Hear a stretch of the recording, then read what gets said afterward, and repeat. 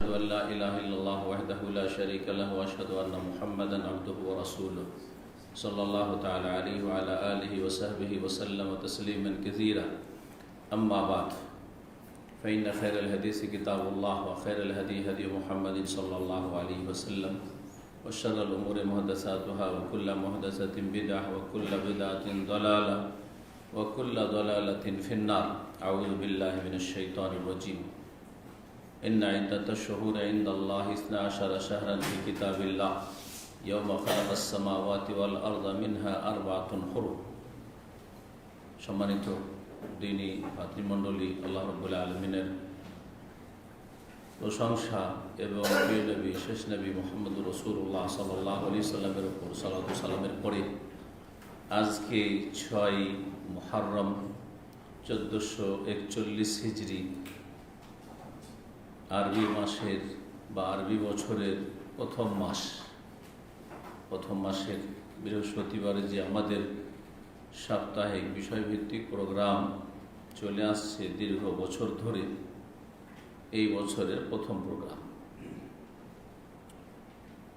যেহেতু মাস হচ্ছে মুহররম, সুতরাং মুহররম সম্পর্কে যদি কিছু মুসলিমদের জানা জরুরি হয়, তাতে কি করণীয় আর কি করণীয় নয়, একজন মুসলিমকে জানতে হবে যে সে কি করবে আর কি করতে পারবে না। আল্লাহ এবং তার রাসূল সাল্লাল্লাহু আলাইহি সাল্লাম কি করতে বলেছেন তা জানবে এবং সে অনুযায়ী আমল করবে। আর যদি কোনো কথা কাজ থেকে বারণ করেন সেটাও জানবে, জানা ফরজ বিরত থাকার আগে। যতক্ষণ না জানবেন ততক্ষণ পর্যন্ত আপনার আমলগুলি ঠিক হবে না। না জানা অবস্থায় যেটা করতে হবে না সেটা করে ফেলছেন, আর যেটা করতে হবে সেটাকে ছেড়ে দিচ্ছেন। যেমন আমাদের বিভিন্ন আমলগুলির ক্ষেত্রে অধিকাংশ মুসলিমদের অবস্থা এটাই। হজ করতে গিয়ে যা করা জরুরি তা ছেড়ে দিয়ে চলে এসছে, আর যা করতে হবে না তা করে চলে এসছে। এর পিছনে কারণ হচ্ছে মাত্র একটি, সেটা হচ্ছে আল জাহলু বিদ্দীন, দিন সম্পর্কে না ওয়াকিফ থাকা, দিন সম্পর্কে জ্ঞান অর্জন করা যে আল্লাহ ফরজ করেছেন। তালাবুল ইলমে ফরিদাতুন আলা কুল্লি মুসলিম, প্রত্যেক মুসলিমের জন্য নর হোক আর নারী হোক দিনের জ্ঞান অর্জন করা ফরজ, যা দিয়ে আল্লাহর সাথে সম্পর্ক রাখবে, আল্লাহর দিন পালন করবে, আল্লাহ রাসূল সাল্লাল্লাহু আলাইহি সাল্লামের অনুসরণ করবে, তা জানা ফরজ। এতটা প্রত্যেক মুসলিমের জন্য জানা ফরজ যতটা তার ব্যক্তি জীবন বা পারিবারিক জীবন, যে আমলগুলি তাকে করতে হবে বিভিন্ন জীবনের ক্ষেত্রে, সেগুলির সাথে তার সম্পর্ক আছে, এগুলো আমাকে করতে হবে বা করতে হবে না, সুতরাং সেগুলি জানতে হবে। আর ওর চাইতে অতিরিক্ত এলম ফতোয়া দেওয়ার জন্য আর দিনের দাওয়াত দেওয়ার জন্য, দিনের কথা প্রচার প্রসার করার জন্য, দিনের বড় বড় খেদমত করার জন্য, সেটা জানা বা সে সম্পর্কে এলম হাসিল করা, জ্ঞান অর্জন করা ফরজে কিফায়া। আপনার সমাজের জাতির কিছু লোকেরা জ্ঞান অর্জন করলেই চলবে। ফালাউলা নাফারা মিন কুল্লি ফিরকাতিন মিনহুম তায়েফা, সূরা তাওবা আল্লাহ এই কথাই বলেছেন। প্রত্যেক একটি বড় দল থেকে ক্ষুদ্র একটি দল তারা বেরিয়ে যায় না কেন? লিয়াতাফাক্কাহু ফিদ্দিন, যাতে করে দিন সম্পর্কে জ্ঞান অর্জন করে গভীরভাবে, আর তারপরে তারা মুসলিম সমাজের যে সব দিনই সমস্যা রয়েছে সেসব সমস্যার সমাধান দিতে পারে। ফতোয়াই হোক, আর দিনের লিখনি হোক, আর বক্তব্য হোক, আর খেদমত হোক, অথবা মানুষকে সঠিক পথের দিকে আহ্বান করা হোক, যাই হোক না কেন। কিন্তু আপনাকে অন্তত আপনি যা করবেন আর যা করবেন না, যা বিশ্বাস করবেন আর যা বিশ্বাস করবেন না, যে এবাদতগুলি করবেন আর যেগুলি এবাদত মনে করে করা যাবে না, যেগুলি হালাল আর যেগুলি হারাম, এগুলি প্রত্যেক মুসলিমের জানা ফরজ। তার একটি বিষয় হচ্ছে মুহররম মাস। মুহররম মাসে আমাদের কিছু করণীয় আছে কি না, একটা প্রশ্ন যখন মুহররম মাস আসে সেটা জানতে হবে। না করার কিছু নেই, অনেককে দেখি যে অনেক কিছুই করে, তো এগুলো আমাদের করণীয় না বর্জনীয়, এগুলো করা চলবে না চলবে না জানতে হবে। এই জন্য যদিও এই বিষয়ের উপর আমাদের অনেক আলোচনা আছে দীর্ঘ বছর ধরে এই দাওয়াতি ময়দানে, কিন্তু তারপরেও সব ভাই বোনেরা অনলাইনে শুনে না। আর যারা নিয়মিত আসে তাদের দিকে খেয়াল রাখাও জরুরি। শুধু অনলাইনের হাওয়ালা করে দেওয়া যথেষ্ট না, যে অনলাইনে আছে, ইন্টারনেটে আছে, শুনে নেবেন, যথেষ্ট নয়। যার ফলে এই বিষয়গুলি যারা পুরাতন মানুষ তাদের জন্য রিপিট মনে হবে, যে এগুলো তো শুনেছি বা জেনেছি। অনেক কথাই জানা আছে, কিন্তু অনেক কথা অস্পষ্ট জানা আছে বা আবছা ভাব, ঘোলাটে জানা আছে, ক্লিয়ার জানা নেই। অনেক কথা জানার মধ্যে কিছু ভেজাল আছে। সুতরাং যারা জানেন তাদেরও কাজ আসবে, আর যারা জানেন না তাদের তো অবশ্যই কাজে আসবে। আল্লাহ রাব্বুল আলামিন বলছেন, ওয়াযাক্কির ফাইন্না যিকরা তানফাউল মুমিনিন, তোমরা মানুষকে স্মরণ করিয়ে দাও, মানুষ ভুলে যায়, স্মরণ করিয়ে দাও। উপদেশ দাও, মানুষ উদাসীন হয়ে যায়, গাফেল হয়ে যায়। ফাইন্না যিকরা তানফাউল মুমিনিন, কারণ স্মরণ করিয়ে দিলে বা উপদেশ দিলে তা মুমিনের উপকারে আসে, মুমিনের কাজে আসে। এই মুহররম মাস, যখন মুহররম একটি মাস, তাহলে বোঝা গেল আরও কিছু মাস আছে। চলুন আমরা কোরআনের আলোকে জানি যে কতটি মাস আছে টোটাল। আল্লাহ রাব্বুল আলামিন যে মাসগুলোর কথা কোরআনে কারীমে বলেছেন, সূরা তওবার আয়াত 36 আল্লাহ ইরশাদ করছেন, ইন্না ইদ্দাতাশ শুহুরি ইনদাল্লাহ, নিশ্চয়ই মাসের সংখ্যা হচ্ছে ইনদাল্লাহি, আল্লাহর নিকটে। তাহলে বোঝা গেল মাসগুলিও আল্লাহর পক্ষ থেকে, সময় স্থান সব আল্লাহ, এবং এগুলির এমনকি নামকরণও আল্লাহর পক্ষ থেকে। এগুলির নাম যে এক একটি নাম রয়েছে, সেগুলি হচ্ছে আল্লাহর পক্ষ থেকে। জি, কোন মাস, যেই মাস আল্লাহর কাছে মনোনীত মাস, আল্লাহর কাছে স্বীকৃত মাস, সেগুলির নাম আল্লাহ নামকরণ করেছেন। আর যেগুলি মানব রচিত মাস, মানুষের কল্পিত বা তৈরিকৃত মাস, সেগুলি মানুষেরা নাম রেখেছে, স্বাভাবিক কথা। তো আল্লাহর নিকটে মাসের সংখ্যা হচ্ছে ইসনা আশারা শাহরান, 12টি মাস। কয়টি মাস? 12 মাস। 12 মাস ইংরেজিতে আছে, 12 মাস বাংলাতেও আছে, 12 মাস অন্যান্য আরও মেলা মেলা গণনা আছে আমাদের বাংলা আর ইংলিশ ছাড়া, যেগুলির প্রচলন নেই, হয়তো আছে, জি, বিভিন্ন দেশে আছে, সাথেও 12 মাস আছে। আর যেটা ইসলামিক মাস, আরবি মাস, যে মাসের কথা, যে বছরের কথা আল্লাহ রাব্বুল আলামিন স্বয়ং কোরআনুল কারীমের আয়াতে বলেছেন, আর যেগুলি রাসূলুল্লাহ সাল্লাল্লাহু আলাইহি ওয়াসাল্লাম মাস বলেছেন, এবং সেই মাসগুলি সাহাবায়ে কেরামরা শিখেছেন রাসূলুল্লাহ সাল্লাল্লাহু আলাইহি ওয়াসাল্লাম থেকে, সেই মাসগুলির গণনা, সেগুলি হচ্ছে 12টি, যা শুরু হয় মুহররম থেকে। প্রথম মাস হচ্ছে বছরের মুহররম, আর শেষ মাস হচ্ছে জিলহিজ্জা বা জিল হজ, যাই বলেন না কেন, আমরা বাংলা জিল হজ বলি, আসলে আরবিতে সেটি হচ্ছে জিলহিজ্জা বা জিল হাজ্জা। হাজ্জাতুন মানে হজ, আর হিজ্জাতুন মানে হজ, হিজ্জুল বাইতে আর হজ্জুল বাইত, হজওয়ালা মাস। এটা হচ্ছে বছরের শেষ। এই যে বছরের শুরু আর শেষ, এটাও শুরু হয়েছে আমিরুল মুমিনিন ওমর ইবনে খাত্তাব খলিফায়ে রাশিদ রাদিয়াল্লাহু তাআলা আনহুর যুগে। তখন থেকে এটা শুরু করা হয়েছে যে বছরের প্রথম মাস হচ্ছে মুহররম, আর শেষ মাস হচ্ছে জিলহজ। রাসূলুল্লাহ সাল্লাল্লাহু আলাইহি ওয়াসাল্লাম আমলেও এই মাসগুলির নাম ছিল, মুহররম থেকে নিয়ে জিলহজ পর্যন্ত মাসের নাম ছিল, কিন্তু বছর শুরু কখন থেকে এটি ছিল না। যে প্রাচীন যুগ থেকে আরবরা জানতে, এমনকি রাসূলুল্লাহ সাল্লাল্লাহু আলাইহি ওয়াসাল্লামের জন্মের আগে, নবুয়তের আগে, জাহিলিয়াতের যুগে যুগ যুগ ধরে আরবরা মুহররম, সফর, রবিউল আউয়াল ইত্যাদি জিলহজ পর্যন্ত তারা জানতো, কিন্তু শুরু কোন মাস থেকে এগুলো ছিল না, আর শেষ কোন মাসে গিয়ে বছর, এগুলো এইটা ছিল না। এটা কে শুরু করেছেন? আমিরুল মুমিনিন। এটা এই জন্য বলা হয় যে আমিরুল মুমিনিন ওমর রাদিয়াল্লাহু তাআলা আনহু হিজরি সাল গণনা শুরু করেছেন, যেটা শুরু হয় মুহররম থেকে আর শেষ হয় জিলহজ। না হলে রাসূলুল্লাহ সাল্লাল্লাহু আলাইহি ওয়াসাল্লামের যুগেও এই মাসগুলির নাম ছিল, তাই বলে রাসূলুল্লাহ সাল্লাল্লাহু আলাইহি ওয়াসাল্লাম কখন হিজরত করেছেন, কখন জন্মগ্রহণ করেছেন, সব কথা আছে। হিজরত করেছেন রবিউল আউয়াল মাসে রাসূলুল্লাহ সাল্লাল্লাহু আলাইহি ওয়াসাল্লাম। মারা গেছেন কোন মাসে? রবিউল আউয়াল মাসে মারা গেছেন। জন্ম কোন মাসে হয়েছে?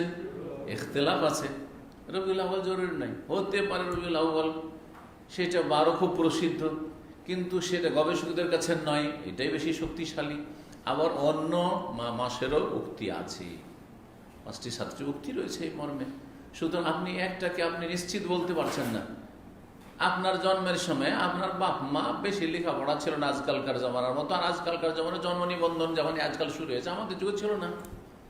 সুতরাং আমাদের আব্বা আম্মা কিছু লেখাপড়া থাকলেও তখন এগুলো লেখার প্রচলন ছিল না, আর মনে রাখেনি।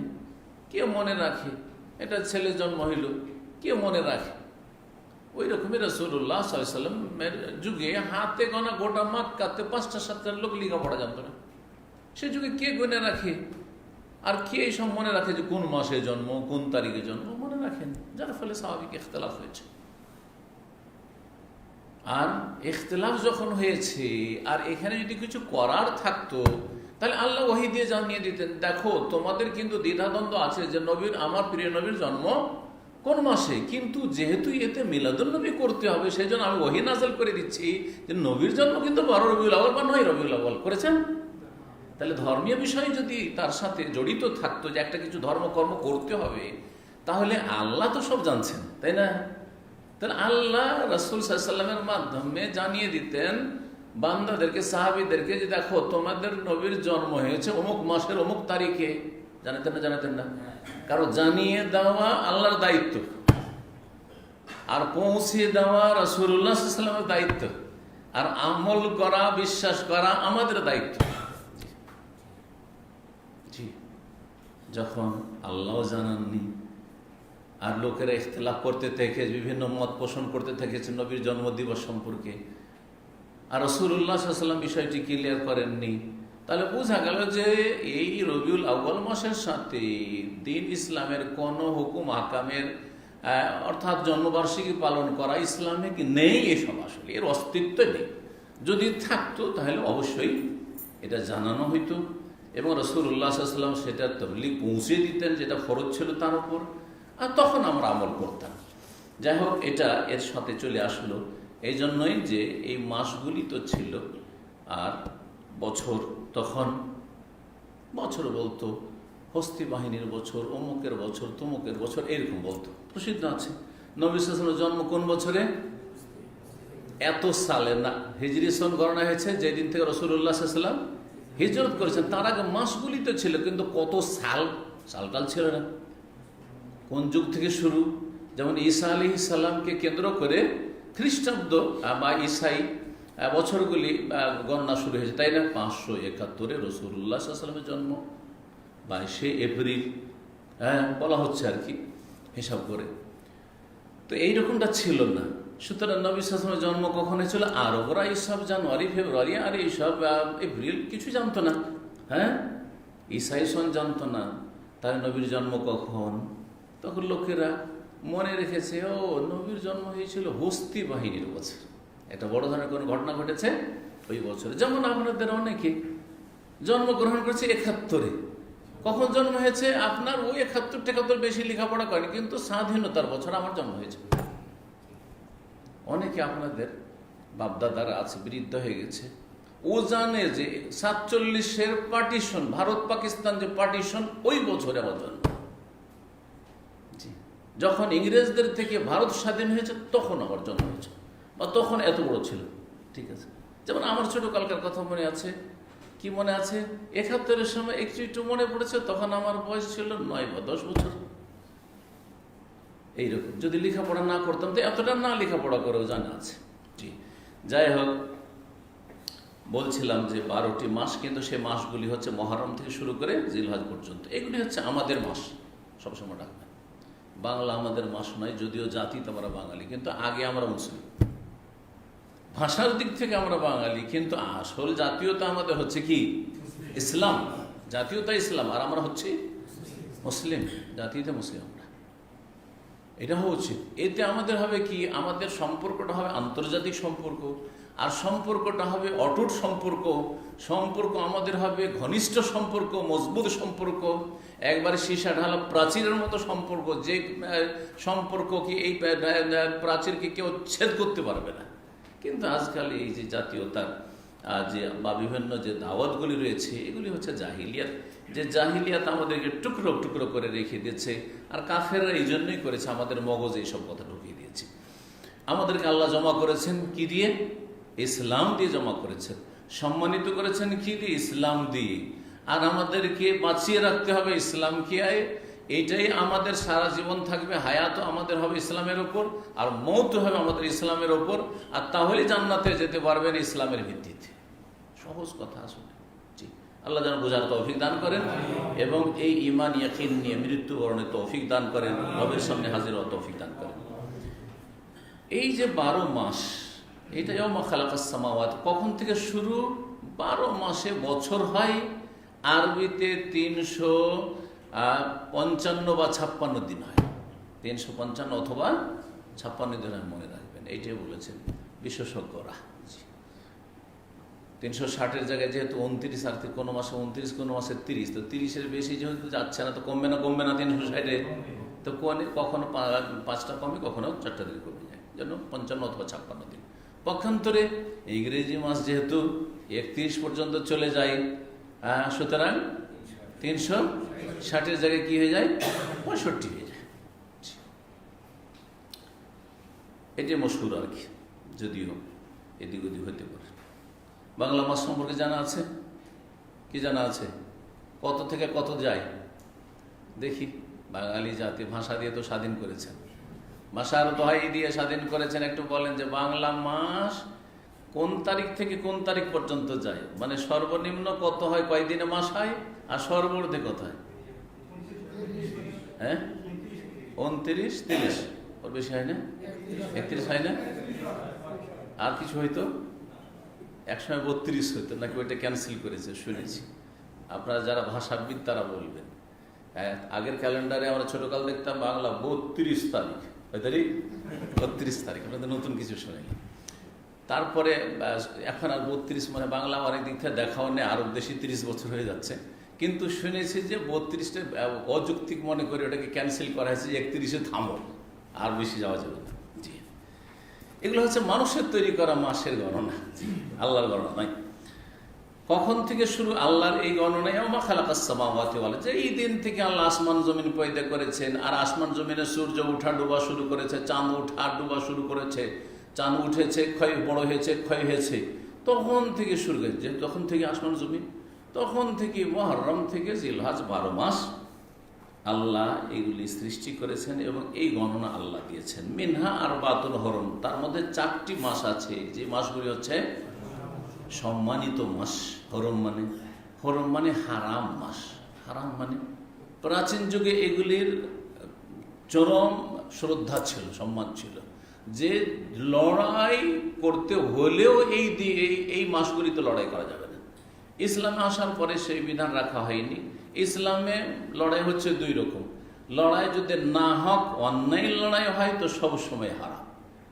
হারাম মাসেও হারাম আর হালাল মাসেও হারাম। আর যদি ন্যায়সঙ্গত লড়াই হয় আল্লাহর কালেমা উঁচা করার জন্য, ন্যায্য অধিকার হাসিলের জন্য আল্লাহর কালেমা, সেটা হচ্ছে আল্লাহর কালেমা উঁচা করা। আর যদি নিজের অধিকার থাকে, তার জন্য প্রশাসন আছে, তার জন্য আদালত আছে, তার দ্বারস্থ হইতে হবে, সেখানে বিচার চাইতে হবে। আপনি নিজের অধিকার হাসিলের জন্য লড়াই করে মারামারি করবেন, এটাও ইসলাম শেখায় না। জি, তো যদি আল্লাহর কালেমা উঁচা করার জন্য হয়, সেটাও শর্ত সাপেক্ষ, বেশ কিছু শর্ত রয়েছে তার জন্য। সেসব শর্ত সামনে রেখে, সেটা হচ্ছে যেহেতু হকের লড়াই, হকের বাতিলের সাথে লড়াই, আর হক দিয়ে বাতিলের উপর আল্লাহ আঘাত করেন, আর এর মাধ্যমে আল্লাহ বাতিলকে চূর্ণ বিচূর্ণ করেন। ফায়দা হওয়া জাহের, আল্লাহ বলছেন যে যা আল হক ওয়া যাহাকাল বাতিল। সুতরাং এইরকম যদি লড়াই হয়, তাহলে সেটা হারাম মাসেও চলবে আর হালাল মাসে, যেমন হালাল মাসে চলবে তেমনি হারাম মাসেও চলবে। জি, তবে এই মাসগুলি আল্লাহর কাছে সম্মানিত। জি হ্যাঁ, বিশেষ করে এই 4টি মাস। 4টি মাস কি? 3টি পরপর রাসূলুল্লাহ সাল্লাল্লাহু আলাইহি ওয়াসাল্লাম বলেছেন। জিলকাদ, জিলহজ, মুহররম, এই 3টি পরস্পর। আর একটি হচ্ছে রজব মাস। জি হ্যাঁ, যেটা শাবানের আগে। জি হ্যাঁ, রজব, শাবান, রমজান। জি, তো এই ছিল 12টি মাসের কথা, যার মধ্যে একটি মাস হচ্ছে মুহররম মাস। এই মুহররম সম্পর্কে আলোচনা করব। তার একটি হচ্ছে রমজান, যেটি হচ্ছে মোবারক মাস, যাতে আল্লাহ সিয়াম ইসলামে একটি রকম ফরজ করেছেন। দেখেন, এই যে আরবি মাসগুলি সম্পর্কে একটু চিন্তা করেন, তাহলে অন্যান্য মাসের চাইতে বেশি আপনি গুরুত্ব দেবেন। আরবি মাস না জানলে ইসলামের গুরুত্বপূর্ণ ইবাদত আপনি করতে পারবেন না। আরবি মাসের সাথে আপনার ইসলামের রুকনের সম্পর্ক, ইসলামের খুঁটির সম্পর্ক, সিয়াম রোজার খুঁটি আপনি কায়েমই করতে পারবেন না যতক্ষণ পর্যন্ত না জানবেন যে কখন রমজান শুরু, কখন রমজান শেষ। তাহলে চাঁদের মাস, এই যে 12টি মাস জানতে হবে, তাহলে বুঝতে পারবেন যে কখন রমজান। আর একটি ইসলামের রুকন হচ্ছে বাইতুল্লাহ হজ, সেটাও মাসের সাথে সম্পর্ক। আল হাজ্জু আশহুরুম মালুমাত, হজের জানাশোনা কয়েকটি মাস আছে, শাওয়াল, জিলকাদা, জিলহজ। তাহলে আপনাকে জানতে হবে যে শাওয়াল কখন শুরু হইলো, জিলহজ কখন হইলো, জিলহজ কখন শুরু হইলো, কোন দিন আরাফা, কোন দিন কোরবানির দিন, না কোন দিনগুলো আইয়ামে তাশরিক জানতে হবে, কখন হজে যাব, কখন হজ থেকে ফিরবো, কখন হজের জন্য প্রস্তুতি নিব, জানতে হবে। ইসলামের 5টি রুকনের 2টি রুকনের সম্পর্ক কিসের সাথে? মাসের সাথে। বরং তৃতীয় রুকনের সম্পর্ক যদি বলি এই মাসের সাথে, তাও ভুল হবে না, সেটা হচ্ছে যাকাত। যাকাত দিলে আপনাকে মাস, বছরে একবার যাকাত দেবেন, মাস হিসাব করে রাখতে হবে আপনাকে, মাস হিসাব করে রাখতে। আর মাস হিসাব করে, যেমন যাকাত হচ্ছে ইসলামের গুরুত্বপূর্ণ ইবাদত, সুতরাং আল্লাহর মনোনীত পছন্দনীয় মাস হিসাবে আপনি যাকাত দেবেন। যেমন বেতন যদি আপনাকে কফিল দেয় 300 ইংরেজি হিসাবে 365 দিনে বছর, আর আরেকজনের কফিল পাশাপাশি 355 দিনে দিয়ে দিচ্ছে, তাহলে কয় দিনের বেতন বেশি পেল আপনার সঙ্গীটা? 10 দিনের বেতন বেশি পেল। বছরে যদি 10 দিনের বেতন বেশি পাই, তাহলে এই করে হিসাব করেন তো 20 বছর 30 বছর যদি চাকরি করেন, তাহলে কত বছরের বেতন বেশি পেয়ে গেল? চিন্তা করেন আপনি, ঠিক কিনা? ভালো করে চিন্তা করে দেখেন। তাহলে জাকাতের বিষয়টা ওইখানে যদি ফিট করে দেখেন, একজন 365 দিনের হিসাব করে জাকাত দিচ্ছে, আর একজন 355 দিনের হিসাব করে জাকাত দিচ্ছে, কার জাকাতটা সূক্ষ্ম হচ্ছে? যেই ব্যক্তি আল্লাহর মনোনীত মাস হিসাব দিচ্ছে, আল্লাহকে ঠকে না, ফকিরকে ঠকে না, মিসকিন হকদার যারা জাকাতের তাদেরকে ঠকে না। আর এ ঠকছে 10টা দিন। যেমন আপনার কফিল ইংলিশে বেতন দিয়ে আপনাকে ঠকছে কিছুটা, ইচ্ছা করে হোক অথবা অনিচ্ছাকৃত হোক, অবশ্যই ঠকছে। ওই রকমই আপনিও ঠকছেন যদি আপনি ইংরেজি মাসের হিসাব করে যাকাত দেন। তাহলে এই জন্য এই কথাগুলি বললাম, যাতে করে গুরুত্ব দেন। অধিকাংশ মুসলিমরা আমাদের দেশগুলির, ভারত, বাংলাদেশ, পাকিস্তানের এইসব মাসের হিসাবে রাখেন,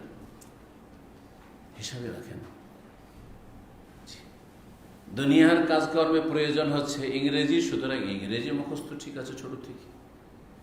নিজের ছেলেরা কচি কাচাকে কোনোদিন আরবি ইসলামী মাস মুখস্থ করে না, তো কি জানবে আপনি? মুখস্থ করেন না, আপনার বাবা করেনি, আপনিও করেন না, আপনার ছেলে মেয়েকে মুখস্থ। এরকম অবহেলা মোটেই উচিত নয়। এখন আসি মহরম। এই মহরম মাসে আমাদের কিছু করণীয় আছে কি না, নাকি নেই? যদি করণীয় থাকে কোরআন সুন্নাহয়, তাহলে করব। আর যা করণীয় আছে তাই করব, তার বেশিও করব না, তার কমও করব না। এটা হচ্ছে আনুগত্য। এর নাম হচ্ছে আনুগত্য, মেনে নেওয়া। আল্লাহকে মেনে নেওয়া, তার রাসূল সাল্লাল্লাহু আলাইহি সাল্লামকে মেনে নেওয়া, জি, দ্বীনের বিধিবিধানকে মেনে নেওয়া।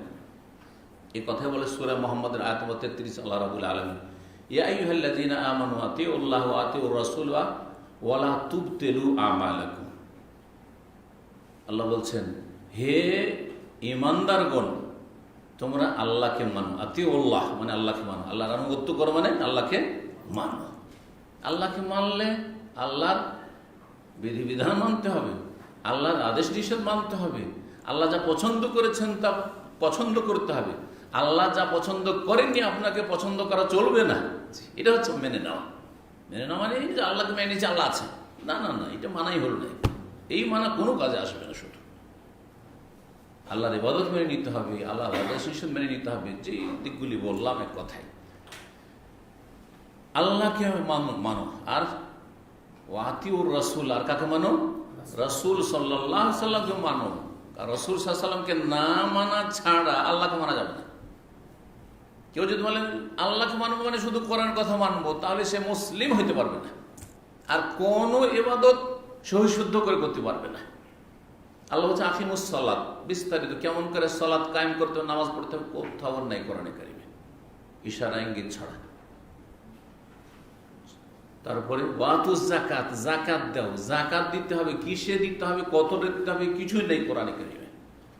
হ্যাঁ, কুতিবা আলাইকুমুস সিয়াম, সিয়াম ফরজ করা হয়েছে, কেমন করে সিয়াম, আর সিয়াম কি জিনিস তা কোথাও কোরআন হাদিসে বিস্তারিত, কোরআনে নাই, হাদিসে আছে, কোরআনে কারিমে বিস্তারিত নেই। হজ করো, ওয়াতিমুল হজ্জ ওয়াল উমরাতা লিল্লাহ, আল্লাহর জন্য হজ উমরা করো। হজ উমরা কেমন করে করতে হবে, শুরু থেকে শেষ কোথায় পাবেন, কোথায়?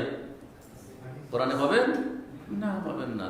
এই জন্য রাসূলুল্লাহ সাল্লাল্লাহু আলাইহি ওয়াসাল্লামকে মানা ছাড়া, মানে হাদিসের ওয়াহি যেটা দ্বিতীয় ইসলামের উৎস, সেটা মানা ছাড়া কেউ মুসলিম হতে পারেন না। সুতরাং আহলে কোরআনের ছড়াছড়ি যে বর্তমান বাংলাদেশে বড় একটি ফিতনা, যে ফিতনা পাকিস্তান থেকে, ভারত থেকে বাংলাদেশে গেছে, অধিকাংশ ফিতনাগুলি ভারত পাকিস্তান, ভারত থেকে অধিকাংশগুলি, আর কিছু পাকিস্তান থেকে, এইসব বাংলাদেশে গেছে। আর যতগুলি সুফিবাদ এগুলো সব ইরান থেকে গেছে। মক্কা মদিনা থেকে ধর্মের নামে কোনো ফিতনা ভারত মহাদেশে যায়নি। হেজাজ থেকে, হারমাইন শরীফের থেকে যা গেছে খাঁটি ইসলাম গেছে। ভালো করে এই কথাটা যদি স্টাডি করেন, আর আপনি যদি এই ইসলাম শেখাটাকে গরজ মনে করেন, তো আপনাকে কেউ পথভ্রষ্ট করতে পারবে না। যে কোনো ধর্মীয় বিষয় দেখবেন যে ওর জন্ম হয়েছে ইরানে, না হয় ভারতে, না হয় পাকিস্তানে, না হয় বাংলাদেশে, জানবেন যে পুরোটাই ভেজাল, পুরোটাই ভেজাল। যদি জন্ম হয়ে থাকে, উৎস ওখানে থাকে। ফিতনার উৎস, জি হ্যাঁ, ধর্মীয় ফিতনা আর উৎস, দুনিয়ারও ফিতনা আছে, কিন্তু ধর্মীয় ফিতনার উৎস হচ্ছে ইরান থেকে শুরু করে ভারত মহাদেশ। আর হারমাইন শরীফেন থেকে, মক্কা মদিনা থেকে, হেজাজ থেকে, আরব এই উপদ্বীপ থেকে যা গেছে খাঁটি ইসলাম গেছে। এখান থেকে কোনোদিন সুফিবাদ যায়নি। সুফিবাদ এখানে কখনো শেকড় গাড়তে পারেনি। কিছু সময়ের জন্য সুফিবাদ আসলেও সুফিবাদকে আল্লাহ রাব্বুল আলামিন নিশ্চিহ্ন করেছেন। হ্যাঁ, বড় বড় আইম্মায়ে কেরাম, আর বিশেষ করে শেখুল ইসলাম মুজাদ্দিদ সংস্কারক মুহাম্মদ আব্দুল্লাহ রাহমাতুল্লাহ আলাইহির মাধ্যমে।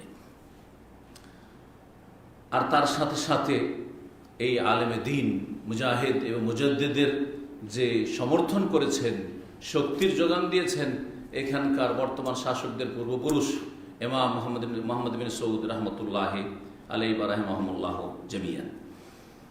তো এর মাধ্যমে আলহামদুলিল্লাহ এখান থেকে যে ইসলামটা সারা পৃথিবীতে গিয়েছে আর বর্তমানও যাচ্ছে, সেই ইসলাম খাঁটি ইসলাম। এই ইসলামে ভেজাল নেই, জি আলহামদুলিল্লাহ, কোনো আকিদার ভেজাল নেই, মানহাজের ভেজাল নেই। এখানকার দিন ইসলাম খুবই স্পষ্ট আর সায়েন্টিফিক, হ্যাঁ, যুক্তিসম্পন্ন, জি। আর এমন এমন কথা ধর্মের নামে রয়েছে ভারত উপমহাদেশ সুফিদের কাছে বিশেষ করে, যেগুলো অযুক্তি, যেগুলি কথা শুনলে অমুসলিম হাসবে যে এইরকমই যদি ধর্ম হয় তো আমাদের ধর্ম তার চাইতে ভালো করবে। পাগলামি করা, জিকির করতে গিয়ে নাচানাচি করা, আর লাফ দেওয়া, আর তারপরে প্যান্ডেলের উপরে লাফ দেওয়া, তারপরে আপনার খুঁটি বা কি বলছে ওগুলোকে পিলার, হ্যাঁ, পিলারে উঠা, বন জঙ্গলে দৌড় দেওয়া, এসব ধর্ম করো, বন জঙ্গলে চলে যাওয়া, এগুলি বিজাতি কাফেরদের থেকে এসেছে। কিভাবে যে শয়তান আদম সন্তানকে নিয়ে খেলা করেছে ধর্মের নামে, আল্লাহ হেফাজত করেন। আর যাদের হেফাজত করেছেন বলেন আলহামদুলিল্লাহ। এবং তার সাথে সাথে চেষ্টাও রাখতে হবে, চেষ্টা রাখতে হবে যে যেখান থেকে আলহামদুলিল্লাহ আল্লাহ উঠিয়ে নিয়েছে সেখানে যেন আমি বা আমার প্রজন্ম যেন ফিরে না যায়। রব্বানা লা তুযিগ কুলুবানা বা'দা ইয হাদাইতানা ওয়া হাব লানা মিন লাদুনকা রাহমাতান ইন্নাকা আনতাল ওয়াহ্হাব। তো বলছিলাম যে মুহররম মাসেও কিছু ভেজাল ঢুকেছে, মুহররম মাসেও কিছু ভেজাল ঢুকেছে। এই ভেজালের উৎস হচ্ছে ইরান, এই ভেজাল উৎস হচ্ছে ইরান। আর কিছু ভেজাল আছে যেগুলো মিশর থেকে শুরু হয়েছে, কারণ মিশরে এক সময় এই ইরানিদের মতোই রাফেজি, বাতেনি, শিয়া সরকার ছিল। আর শাসক যদি গুমরা হয় আর তার সাথে সাথে কিছু আলেম গুমরা পেয়ে যাওয়া যায়, আর দুই দিক যদি একসাথে যোগ দেয়, তাহলে ইসলামের সর্বনাশ আর শেষ নেই, মানব জাতির গুমরাহির শেষ নেই। এটাই হয়েছে যুগে যুগে। তো এই মহরম মাসের একটি দিন যেটা 10ই মহরম। 10ই মহরম, 10কে বলে আশারা, আর 10ই মহরম হচ্ছে আশুরাই মহরম। একে কি বলা হয়? আশুরাই মহরম। ওইটাকে সংক্ষেপ করে দিয়ে মহরমটাকে ওখান থেকে আউট করে দিলে শুধু বাঁচে কি আশুরা। আশুরা আর সিয়াম মানে রোজা, আশুরা রোজা। তখন আমরা কি বলি এটাকে? আশুরা রোজা।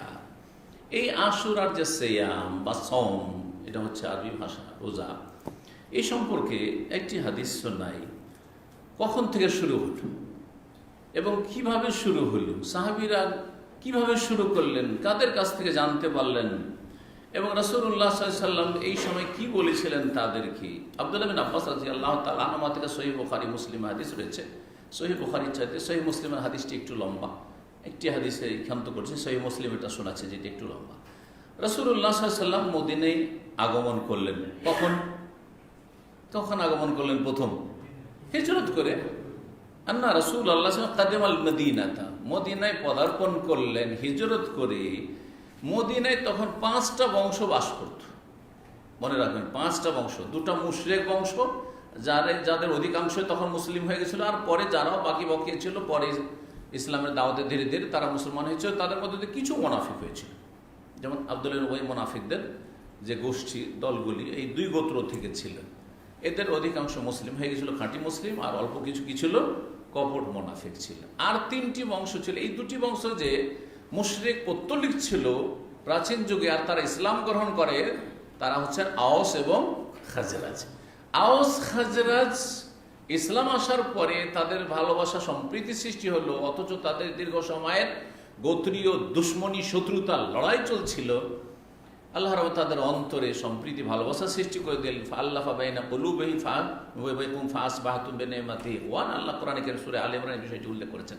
আর তারপরে তাদের নাম আল্লাহ দিলেন একটি, আল্লাহর মনোনীত পছন্দনীয় নাম। সেই নামটি কি? আনসার। এই আওস আর খাজরাজের লোকদেরকে কি বললেন আল্লাহ? আনসার। আর যারা মক্কা থেকে এসেছিল রাসূলুল্লাহ সাল্লাল্লাহু আলাইহি সাল্লামের সাথে ঈমান নিয়ে, তাদেরকে আল্লাহ কি বললেন? মুহাজিরিন। মুহাজিরিন। রাসূলুল্লাহ সাল্লাল্লাহু আলাইহি সাল্লাম মুহাজির না আনসার না কোনটাই না? যদি আপনাদের কেউ জিজ্ঞাসা করে, কুইজ প্রশ্ন, যে রাসূলুল্লাহ সাল্লাল্লাহু আলাইহি ওয়াসাল্লাম মুহাজির না আনসারী না কোনটাই না, কোনটা বলবেন? রাসূলুল্লাহ সাল্লাল্লাহু আলাইহি ওয়াসাল্লাম হচ্ছেন মুহাজির, হিজরতকারী। তিনি প্রথম হিজরতকারী, সবচেয়ে বড় হিজরতকারী ইব্রাহিম খলিলুল্লাহ আলাইহিস সালাতু ওয়াস সালামের পরে। দেখেন, ইব্রাহিম আলাইহিস সালাম হিজরত করেছে। তাহলে বোঝা গেল যে আল্লাহর দ্বীনের জন্য যারা পৃথিবীর সবচেয়ে ভালো মানুষ মানব জাতির ইতিহাসে, তারা হিজরত করেছেন। হিজরত অত্যন্ত একটি গুরুত্বপূর্ণ বিষয়। কিন্তু আপনি আপনার ব্যক্তির স্বার্থে হিজরত করছেন না, আপনার দুনিয়ার স্বার্থে হিজরত করছেন না আপনি, বরং কিসের জন্য? আল্লাহর দ্বীনকে আপনার জীবনে আঁকড়ে ধরে থাকার জন্য। আল্লাহর দ্বীন শিখবো, আল্লাহর দ্বীনের প্রতি আমল করব, আল্লাহর দ্বীনের দাওয়াত দেব, আল্লাহর দ্বীন মোতাবেক ছেলে মেয়েকে মানুষ করব, সেই জন্য হিজরত। এই হিজরত আল্লাহ ভালোবাসে, সবসময় আছে, কিয়ামত পর্যন্ত এই হিজরতের রাস্তা খোলা আছে। যেখানে দেখছেন যে শহীদিন পালনে বাধা, শহীদিনের প্রচার প্রসারে বাধা, শহীদিনের ছেলে মেয়েকে তরবিয়ত দেওয়ায় বাধা। আমি না একটু শক্ত হয়েছি সৌদি আরব থেকে, দেশে গিয়ে ছেলে মেয়ে, আমি তো দুনিয়া থেকে চলে যাব, ছেলে মেয়ে থাকলে তখন বলে আমার বাবা কট্টরপন্থী ছিল, ওর মতো পারা যাবে না, এত কষ্ট করতে পারবো না, আর যেদিকে বৃষ্টি সেদিকে ছাতা ধরি, শুরু করে দিবে। তাই না? আবার মিলাদি কিয়ামি হয়ে যাবে, আবার মাজারি হয়ে যাবে, আবার বিদাতি হয়ে যাবে, আবার শিরক বিদাতে লিপ্ত হয়ে যাবে। এইরকম যদি পরিস্থিতি থাকে, আর অনেকের আছে, প্রথম তো তাদেরকে জাহান্নামের রাস্তা থেকে উঠাবার চেষ্টা করেন। আর যদি না পারেন, তাহলে আপনি কু আনফুসাকুম ওয়া আহলিকুম নারা করেন। আপনি আপনাকে রক্ষা করেন, আপনার পরিবারকে রক্ষা করেন। এটা আপনাকে এর দায়িত্ব নিতে হবে, এর জবাব দিতে হবে। জাতি কি করলো, এই জবাব আপনাদেরকে দিতে হবে না। জি, ক্ষমতা থাকলে দিতে হবে, যার ক্ষমতা আছে দিতে হবে, শাসককে দিতে হবে, আলেম সমাজকে কিছুটা দিতে হবে, অনেকটাই দিতে হবে, সব দিতে হবে না। কারণ সব ক্ষেত্রে আলেম পারে না, কিন্তু শাসক অনেক ক্ষেত্রে পারে, আলেমের চাইতেও বেশি। আর বাকি জনসাধারণ আপনাকে আপনার স্ত্রী, আপনার ছেলে মেয়ে সম্পর্কে, আগামী প্রজন্ম কোন দিকে যাচ্ছে, এই সম্পর্কে জবাব দিতে হবে, এর উত্তর তৈরি করুন। আল্লাহ যেন তৌফিক দান। বলছিলাম 5টি গোত্রের কথা তো 2টি হয়ে গেল আনসার, হ্যাঁ, আর মুহাজিরা তো মক্কা থেকে আসলেন, আর এই 2টি দল হইলেন কি, এরা হচ্ছে মুমিনিন মুসলিমিন। আর 3টি গোত্র বা বংশ ছিল ইহুদিদের, বনু নজির, বনু কাইনুকা আর বনু কুরাইজা। এই 3টি ইহুদিরা পরে সেখান থেকে উৎখাত হয়েছে, তাদের ইতিহাস রয়েছে, তাদের গাদ্দারি যে চরিত্র তার কারণে। রাসূলুল্লাহ সাল্লাল্লাহু আলাইহি ওয়াসাল্লাম এসে ইহুদিদেরকে দেখলেন, এই যে 3টি বংশ ইহুদি ছিল, এরা সিয়ামান ইয়াউম আশুরা, আশুরার দিনে রোজা রাখতে, আশুরার দিনে 10 মুহররমে রোজা রাখছে। কারা? ইহুদিরা। তাহলে ভালো জিনিস যদি অন্য কারো কাছেও থাকে আর সেটা স্বীকৃতির অবকাশ থাকে ইসলামে, তাহলে আমার জন্য সেটা করণীয়। অবকাশ ছিল তখন, নবী বেঁচে আছে, নবী সাল্লাল্লাহু আলাইহি সাল্লাম দেখলেন যে একটা ভালো কাজ তারা করছে, আর তারপরে রাসূলুল্লাহ সাল্লাল্লাহু আলাইহি সাল্লাম ইতিহাসটাও জানতে পারলেন, প্রেক্ষাপট জানতে পারলেন যে ব্যাকগ্রাউন্ডটা কি এই রোজার। আর জানার পরে যখন জানতে পারলেন যে ভালো কথা তো মুসা আলাইহিস সালাম, আর মুসা আলাইহিস সালাম তোমরা নাম ভেঙে খাচ্ছ, তোমরা ধর্ম ব্যবসা করছো মুসা আলাইহিস সালামের নামে, কিন্তু মুসা আলাইহিস সালামের আসল অনুসারী তো আমরা। সুতরাং এই সিয়ামকে, রোজাকে পছন্দ করলেন, নিজেও রোজা রাখা শুরু করলেন, আর সাহাবীদেরকেও রোজা রাখার হুকুম করলেন। এটাও যে নিজের পক্ষ থেকে তা নয়, আল্লাহর পক্ষ থেকে ওহী ইশারা ইঙ্গিত অবশ্যই হয়েছে, কারণ ওমা ইয়ানতিকু আনিল হাওয়া, নবী সাল্লাল্লাহু আলাইহি ওয়াসাল্লাম নিজের খেয়াল খুশি কোনো কথাই বলতেন না। ইন হুয়া ইল্লা ওয়াহিয়ুন ইউহা, সূরা নাজমের আয়াত, যতক্ষণ পর্যন্ত কোনো ওহী না আসতো।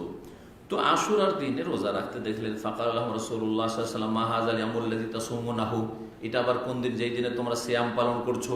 ফাকালু হাযা ইয়াউমুন আযীম, এটি হচ্ছে আমাদের মহান দিবস, বড় দিন, ইয়াউমুন আযীম। অন্য রিওয়ায়াতে রয়েছে ইয়াউমুন সালেহ, এটা আমাদের শুভ দিবস, ভালো দিন। কি সেটা? বলছে আনজাল্লাহু ফিহি মূসা ওয়া কওমাহ, এই দিনে মূসা এবং তার জাতি বনি ইসরাইলকে আল্লাহ মুক্তি দান করেছিলেন জালেমদের কবল থেকে। ওয়া গাররাকা ফিরআউন ওয়া কওমা, কোন রিওয়ায়াতে গাররাকা, কোন রিওয়ায়াতে আগরাকা, 2 রকমে আছে। ফিরআউন এবং তার সম্প্রদায় কিবতীদেরকে ডুবিয়ে ধ্বংস করেছিলেন। কোথায় ডুবিয়েছিলেন? হ্যাঁ, কোথায়? নীল নদে না লোহিত সাগরে? এই লোহিত সাগরেটা কিন্তু ইসলামী সেন্টারে বা সৌদি আরবে এসে শিখলেন, মানে আলহামদুলিল্লাহ, এটা হচ্ছে ইসলামী সেন্টারের অবদান। আমাদের দেশের দেশীয় বক্তারা বলে নীল নদের কাহিনী শোনায়। একজন লিখেছে, আরে ভাই, ওদেরকে আল্লাহ মিষ্টি পানিতে ডুবাননি, ওদেরকে লোনা পানিতে ডুবিয়েছেন। তার মানে নদীতে নাই, কোথায় ডুবিয়েছেন? সাগরে, লোহিত সাগর। এই যে লোহিত সাগর আপনার জেদ্দা থেকে শুরু করে একেবারে মিশরের কাছাকাছি পর্যন্ত চলে গেল, যে মিশর, ওই লোহিত সাগর, বাহারে আমার, রেড সি, যেটা নামে পরে পড়েছে। তখন আগের যুগে এর নাম লোহিত সাগর, বাহারে আহমার ছিল না, রেড সি ছিল না, এর নাম বাহারে কুলজুম ছিল। জি, ইংরেজদের আমলে রেড সি এর নাম হয়। জি, তো ডুবিয়ে ধ্বংস করেছে। ফাসা মাহু মুসা শুকরান, মুসা আলাইহিস সালাম যখন সাগর অতিক্রম করে তিহের ময়দানে আসলেন নিজের কওম জাতিকে নিয়ে, মুসা আলাইহিস সালাম শুকরানা রোজা রাখলেন। রোজাটা কিসের ছিল? শুকরানা। কি নিয়তে ছিল? আল্লাহর শুকুর আদায় করছি। কি করছি? আল্লাহর শুকুর আদায় করছি। শুকুর আদায় করে মানুষ দুঃখের সময় না আনন্দের সময়? আনন্দের সময়। তাহলে এই রোজা, এই সিয়ামের প্রেক্ষাপট হচ্ছে আনন্দ। এ রোজার কি আনন্দ, এর পেছনে কি কাজ করছে? কোন নিয়ত, কোন উদ্দেশ্য? যে এটা হচ্ছে শুকরিয়ার আনন্দের রোজা। আল্লাহর কাছে আনন্দ প্রকাশ করে শুকরিয়া আদায় করছে, আল্লাহ তুমি যখন আমাদেরকে মুক্তি দান করলে জালেম থেকে, আর সাগরের পানিতে ডুবা থেকে, ওইদিকে জালেমও ধরতে পারলো না, আর পানি তো ডুবলাম না, আর সহি সালামতও চলে আসতে পারলাম, তোমার শুকরিয়া আদায় করছি এ রোজা দিয়ে। এই দিনে কেউ যদি রোজা রাখে, রোজা রাখলো আপনার মতো আমার মতোই রোজা রাখলো, কিন্তু রোজা রাখলো কিসের জন্য? যেটা হচ্ছে শোক দিবস। নিয়ত পাল্টে গেল। নিয়ত কি হলো? শোকের দিন। কারণ দুঃখজনক, যে বড়ই দুঃখের বিষয় যে এই দিনে কি হয়েছে, আরো বহু ঘটনা ঘটেছে হয়তো মানব জাতির ইতিহাসে। তার মধ্যে একটি ঘটনা ইসলামের ইতিহাসে ঘটেছে, যে হোসাইন রাদিয়াল্লাহু তাআলা আনহু রাসূলুল্লাহ সাল্লাল্লাহু আলাইহি ওয়াসাল্লামের প্রিয় নাতি ফাতেমা রাদিয়াল্লাহু তাআলার প্রিয় সন্তান, তাকে কারবালায় শহীদ করা হয়েছে। জালেমরা শহীদ করেছে। ইরাকিরা ডেকেছিল যে আপনার সাহায্য করব, আপনাকে খলিফা হিসাবে আমরা বায়াত করে নিয়েছি, আমরা ইয়াজিদকে মানি না। আর তারপরে যখন তাদেরকে ধমক চমক দেওয়া হইল আর প্রলোভন দেওয়া হইল, জি হ্যাঁ, মানুষ কোনখানে গিয়ে পথভ্রষ্ট হয়, হয় লোভ সামলাইতে পারে না, আর না হলে ভয়ের সময় দাঁড়িয়ে থাকতে পারে না। এই দুটো অবস্থা মানুষের জন্য বড় ফিতনার কারণ। তো কেউ প্রলোভনে, কেউ ভয়ে, কি হয়ে গেল, রাতারাতি একটা রাতের মধ্যে উল্টে গেল। হুসাইন রাদিয়াল্লাহু তাআলা বড় আশা নিয়ে পৌঁছেছে যে আমার সাথে তো অলরেডি চিঠি দিয়ে বায়াত করে নিয়েছে, আমি তো খলিফাদের হয়েই গেছি। অনেক সাহাবায়ে কেরাম নিষেধ করেছিলেন, তার মধ্যে এই প্রখ্যাত সাহাবী আব্দুল্লাহ ইবনে আব্বাস রাদিয়াল্লাহু তাআলা আনহুমা নিষেধ করছেন বারবার করে, ভাই তুমি যেও না, তুমি গেলে এই ইরাকের জাতি, এরা হচ্ছে গাদ্দার, বিশ্বাসঘাতক, এরা রাতারাতি পাল্টে যাবে। তোমার আব্বার মানহানি করেছে, তোমার বড় ভাই হাসান রাদিয়াল্লাহু তাআলা আনহুকে এরা বিষ দিয়ে হত্যা করেছে, সুতরাং এদের উপর কখনো বিশ্বাস করিও না, যেও না। হজের মৌসুম ছিল, অধিকাংশ সাহাবায়ে কেরাম মদিনা খালি, হজের ময়দানে চলে গেছেন, মক্কা চলে গেছেন। আর উনি মদিনা থেকে দিলেন ওই সময় রওয়ানা, জিলহজ মাসের হজের সময়গুলি ছিল, সেই দিনগুলিতে রওয়ানা দিলেন। আর যেতে যেতে সেখানে পৌঁছিলেন, হ্যাঁ, এই যে মুহররম এখন কাছে আসছে, এই সময়গুলিতে 10 মুহররমে গিয়ে পৌঁছিলেন। আর ওখানে ইবনে জিয়াদ জালেম ধমক চমকি আর প্রলোভনে রাতারাতি যেমন ভোট বিক্রি হয় আমাদের দেশে, সেই রকমই কি হয়ে গেল, সব একেবারে উল্টে গেল, একাই ছেড়ে দিল, তারা একাই ছেড়ে দিল। এই যে পরিবারের সদস্য যাদেরকে নিয়ে গেছেন, তাদের ছাড়া কেউ একজন লোক কেউ আর তার সাথে থাকলো না। নিজের বংশধর যাদেরকে বাল বাচ্চা সহ পরিবার সহ গিয়েছিল, পরিবার সহ কেউ লড়াই করতে যায়, তিনি লড়াই করার কল্পনা করে যাননি যে আমার সাথে কারো লড়াই হবে। যুদ্ধতে কেউ ছোট ছোট বাচ্চাদেরকে বেঁধে নিয়ে যায় আর মহিলাদেরকে বেঁধে নিয়ে যায় না, মোটেই যায় না। তাহলে উনি ভাবছিলেন তো আমি তো খলিফাতুল মুসলিমিন, আমিরুল মুমিনিন হয়ে গেছে, আমার সাথে অলরেডি ওরা বায়াত করে নিয়েছে, আর যাবো, আর ওখানে গেলে খেলাফতে বসে যাব, আর তারপরে তখন জি আমি দেশে যেসব কুসংস্কার রয়েছে, যেসব জুলম অবিচার হচ্ছে আর মানুষের যে শোষণ হচ্ছে, সেগুলি নিরসন করব, সেগুলিকে দূর করব, আদল ইনসাফ সুবিচার প্রতিষ্ঠা করবো, এই উদ্দেশ্যে গিয়েছিলেন। এই জন্য একটি আলোচনা অত্যন্ত গুরুত্বপূর্ণ, মান কাতালাল হুসাইন, হোসেনকে কারা খুন করেছে, হোসেনের খুনিকে। ওরাই খুনি যারা আজকে মাতম পড়ছে, ইরাকের লোকেরা যারা বর্তমান শিয়া রাফেজি। জি, ইরানের লোকেরা, ইরান তখন একটাই ছিল, সবগুলির নাম ইরান ছিল, ইরাকটাও তখন একই, জি হ্যাঁ, ইরান ছিল বা ফারেস ছিল, পারস্য দেশ ছিল। তো এই রোজা কিসের? শুকরিয়ার রোজা, শোকের রোজা না।